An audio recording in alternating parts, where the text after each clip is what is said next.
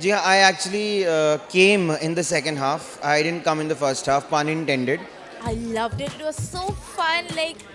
That's actually was quite relatable. Like I think that's what happens to most of the women.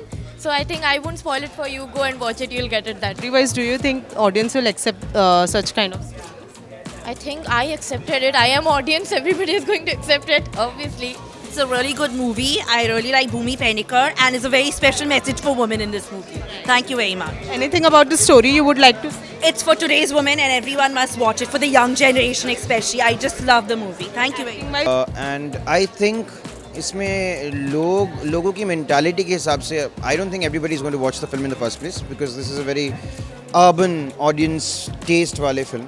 और typical Ekta Kapoor का जो serial जैसी बनती थी उस तरह की मतलब लगती थी। कैसे लगी? It was actually good. मैंने reviews थोड़े पढ़े थे and people were saying कि it's very feminist and all. But I did not find it too feminist. I mean it was about feminism, but it was actually good. I think लोगों को बॉलीवुड देखते देखते आदत हो गई है एंड में हीरो हीरोइन मिल जाते हैं वो हैप्पी स्टोरी देखने के लिए और इसमें वैसा नहीं था एंड सो आई थिंक इसलिए लोगों को पसंद नहीं आई but I loved it. Something new, something different, a new storyline. Bhumi Patekar was nice. It was really nice. It was a good one, actually, after a long time. Do you think audience are going to accept the movie? I think so, yeah. I mean, everybody is. The world is revolving, so they have to, I mean, just accept it. I mean I think obviously सब movie सबको पसंद नहीं आएगी that's for sure specially for and this was तो completely women based on women only so I am sure कि obviously hate तो आएगा ही मूवी को for sure no doubt but I think ऐसी मूवीज़ होना भी ज़रूरी है We had a lot of fun, and guys, tell us. The movie was really great. It was a very nice, fun watch. Bhumi, Dolly, everyone was awesome, and we enjoyed. We had a lot in the movie, so it was super fun. The Watch with your girlfriends, yeah. friendship in the movie, we loved it. I just love the movie जी हाँ, I actually came in the second half. I didn't come in the first half, pun intended. तो जो मैं film देखा first half में मुझे कहा गया था कि you didn't miss much because कुछ हुआ नहीं उसके बाद सेकंड हाफ में जब मैं गया and I was like really okay fine and मुझे पता नहीं था कि फर्स्ट हाफ में कुछ हुआ नहीं बिकॉज अमूमन क्या होता है फर्स्ट हाफ बिल्डअप होता है उसके बाद सेकंड हाफ फाइनलाइज एक फाइनल मोमेंट पे लेके जाता है तो ये सेकंड हाफ से कहानी अगर मेन प्लॉट जो वो शुरू हुई तो well and good I like the second half से ही अलग एक फिल्म बन सकता है तो it is a good film Acting wise, किसकी acting सबसे? Bhumi was good. She's a good actress. She never overdoes anything. She never when you see her in a particular role, she kind of gives the best, and she's good. As far as criticizing her acting skills is concerned, I couldn't do it. तो मेरे हिसाब से Bhumi has done a good job. Again, in the film has a masturbation scene. And again, it kind of reminded me with Kiara Advani's kind of masturbation scene from the Karan Johar film. I don't remember the name of the film. Last Stories. तो ये है and it's good to a certain extent. I mean, if you explore female sexuality and do it openly, I think it's a very brave move. And films of this sort should be encouraged to be made. But since the movie is all woman-centric movie, do you think कहीं ना कहीं criticize करेंगे लोग woman-centric movie होने की वजह से? The film is a chick flick. और जहाँ तक women centric movies हाँ वही तो the film actually speaks about harps on I mean what do you call that bringing matriarchy to the forefront and fucking patriarchy and I think इसमें लोगों की mentality के हिसाब से I don't think everybody is going to watch the film in the first place because this is a very urban audience taste वाले film so anyone who has that kind of a taste will come to watch this film for sure and as far as लोगों का कहने का हिसाब है that is their mentality how they look at the film I like the film you know what I'm saying so it will depend on their upbringing it will depend on what they really are from within as opposed to what they actually show out in the public or how they expose themselves to be कि वो क्या नहीं है वो जो दिखाते हैं और जो असलियत में है वो छुपा है तो that is the thing कि किसको पसंद आएगा किसको नहीं पसंद आएगा Anil Kapoor? such a film actually is a slap on the audience's faces. So it's a good film actually. Anil Kapoor.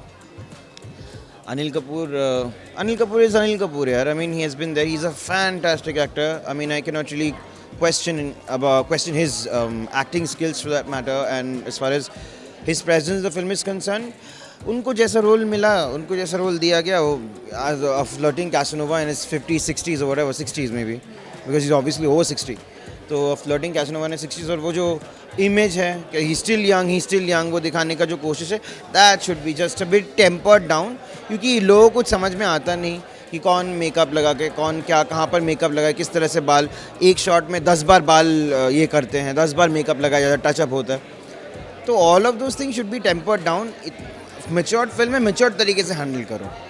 Lastly 5 में से कितना? 5 में से 3 स्टार्स. फॉर कमिंग देख कर आ रहे हैं, कैसे? टू बी ऑनेस्ट, मुझे फिल्म एकदम भी बिल्कुल पसंद नहीं आई. मतलब ट्रेलर से हमको जो दिख रहा था, मतलब ये एक जो टॉपिक है, मतलब वीरे दी वेडिंग में एकता कपूर ने एक्सप्लोर किया था इस टॉपिक को कि फेमिनिज़म के ऊपर है और एक इंडिपेंडेंट वुमन के ऊपर है और बाकी उनकी पर्सनल लाइफ, सेक्सुअल लाइफ कैसे रहती है उसके ऊपर है.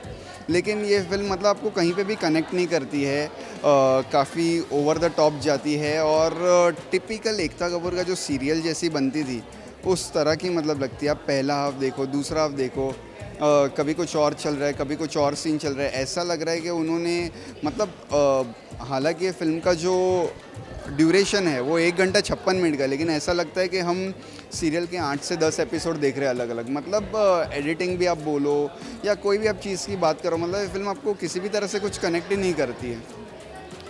परफॉर्मेंस वाइज भी अगर हम बात करें, भूमि पेडनेकर ठीक ठाक थी. शहनाज गिल टोटली वेस्टेड, मतलब वो कब आती है कब जाती है कुछ पता ही नहीं चलता है. कुशा कपिला, डॉली सिंह, जो बाकी की जो गर्ल्स की उनकी टीम है, मतलब वो भी ठीक ठाक है. मतलब नथिंग इम्प्रेसिव वैसे. जैसे वीरे दी वेडिंग की जो एक स्टारकास्ट थी वो थोड़े बड़े नाम थे और करीना कपूर थी, सोनम कपूर थी, स्वरा भास्कर, शिखा तलसानिया, तो वो मतलब एक स्टारकास्ट मतलब एक थी. लेकिन इसमें सिर्फ भूमि पेडनेकर है और पूरी फिल्म मतलब उन्हीं के ऊपर ज़्यादा फोकस की गई है, जैसे ट्रेलर में भी हमने देखा रहेगा. तो और वो जो उनके दोस्त है उनके ऊपर ही मतलब पूरा भूमि पेडनेकर पे ज़्यादा फोकस किया है.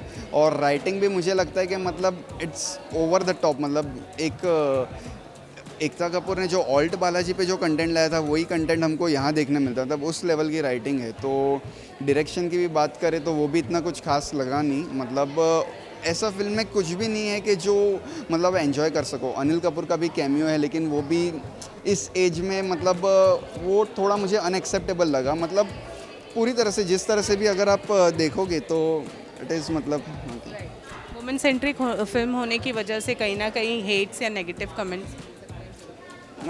देखिए, नेगेटिव कमेंट कैसा है पता है कि जैसे एक मॉडर्न सोसाइटी की जो हम बात करते हैं तो ये सब चीज़ें मतलब उसमें कॉमन है. लेकिन इसमें आप इतना सब मतलब ये जो एक्सप्लोर किया है, जैसे 4 मोर शॉट्स प्लीज़ एक वेब सीरीज़ आई थी, उसमें भी उस टाइप का कंटेंट था, लेकिन वो OTT के लिए था. यहाँ आपकी थिएटर ऑडियंस है, तो दोनों में आपको एक फ़र्क समझ में आना चाहिए कि what you have to show, आप बच्चे के पास से कुछ बुलवा रहे हो, बच्चे का कुछ दिखा रहे हो, तो एक थोड़ी एक मर्यादा होनी चाहिए थी राइटिंग में एंड ऑल. मतलब ठीक है कि वी नो कि थोड़ी मॉडर्न फिल्म है, मैच्योर ऑडियंस के लिए है और ये मतलब सभी के लिए नहीं है. This is for a particular section of audience के लिए, मल्टीप्लेक्स गोइंग जो ऑडियंस है उनके लिए. लेकिन फिर भी you should know your limits. मतलब कि यहाँ ऐसा लगता है कि थोड़ी लिमिट मतलब क्रॉस हो गई. आप एजुकेट करने की भी कोशिश कर रहे हो चीज़ को और आप वो चीज़ को प्रमोट भी कर रहे हो गलत चीज़ को, वैसा लगता है इसमें. लास्टली 5 में से कितना स्टार? मैं इस फिल्म को दूंगा 1.5.